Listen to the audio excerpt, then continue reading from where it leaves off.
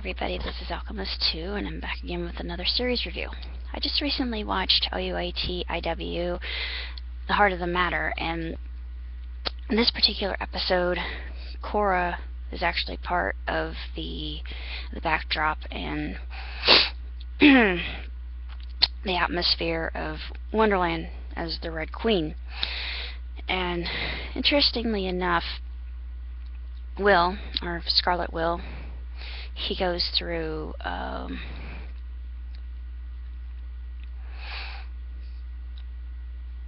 trade with the Red Queen. I'm not going to say what that is, but it's really quite intriguing. Alice retrieves the lost and found from the caterpillar, luckily, and of course Cyrus always said that it would point him back to his mother, and we all know who his mother is, or what she's been transformed into. Hint, hint, nudge, nudge, wink, wink. And it only gets more interesting from there. And his confrontation with Jafar was really quite epic, I thought. And we see how Cora shaped Anastasia into the villainess that she later becomes. But she's actually very complicated, and we feel sorry for her, especially what happens to her. I actually cried in this episode, and I felt sorry for Will. I just thought, why?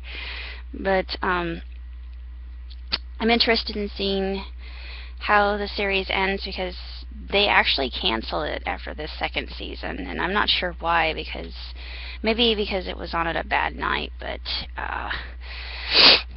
there are 2 more episodes that I have to watch. I don't think they're going to renew it. I think they have indeed canceled it, because I did talk to a couple of OUAT fans and OUATIW fans. They were both fans of both of the series, as well as Sinbad. They actually knew about Sinbad, so it made me feel better. I thought I was the only one, but they told me that they had canceled the second season, and of course I already knew that, but I was kind of upset that it was indeed true and it wasn't just a rumor or hearsay. This episode just reveals how complicated both of the series really are, and how intertwined both realms of Storybrooke and Wonderland actually are. And it kind of makes you wonder about Zelena in OUAT, because they say she came from another land, so I'm thinking maybe Cora had her tryst with the Scarecrow in Wonderland. Maybe not in Wonderland, but probably in Oz. Not in Wonderland. That wouldn't make any sense, but in Oz that would definitely make sense. So maybe she has a little bit of influence in Oz as well, although we don't know to what extent her influence or reign actually lies. Although we've been given kind of a glimpse, and I think a lot of fans are postulating as to how far her grasp actually extends. And in this one we can see just how powerful she truly is. And I was wondering if the Red King was actually the man that she was betrothed to, or if they mean Rumple. I don't know if they mean Rumple or not. Rumple is definitely the player, isn't he? I don't know how far Rumple's influence actually extends as well, but I've got my theories on that. But this episode is probably my favorite, even though it made me kind of cringe at what Jafar does to Anastasia, and just I thought how despicable he truly is, and he is definitely evil incarnate, and I think that his best role is in this series as well as Sinbad, because I absolutely love him in Sinbad, and I just don't know why they only had 1 season, and oh well. Sometimes you have to let go of something that you truly love, but anyway, there are lots of themes that interlock and interweave, and they present themselves in both of these series, and we can see the influence of good versus evil, and we understand that good and evil aren't exactly clearly defined. They are more complex and multifaceted than we like to believe, and I think that's just the nature of human beings in and of themselves, especially with magic involved. And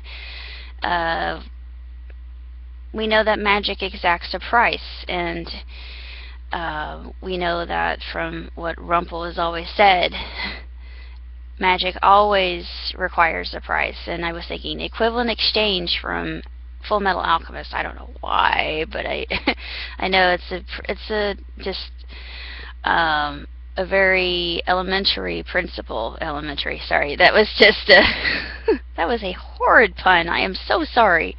But it's a very common principle in the realm of alchemy that when you give something, something is required in return. There's something always exacted. There must be a sacrifice in order for something to occur. And I was reading the Dresden Files, and what is said with Anastasia, you have to believe in the power, you have to respect it.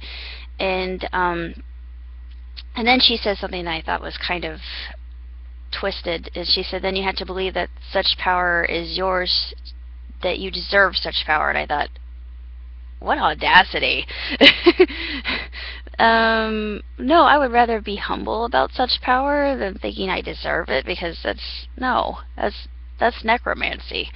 Because I don't know, but even in that case, she says that, and there are certain rules that you cannot, they're cardinal rules that cannot be broken. You can't bring back the dead, you can't go back into the past, and you can't make somebody love you. But of course, we know that from the genie himself, from Cyrus.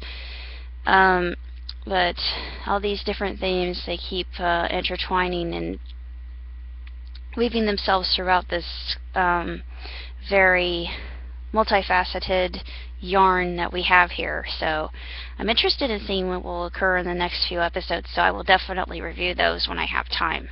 So until next time, live long and prosper, and ciao tutti!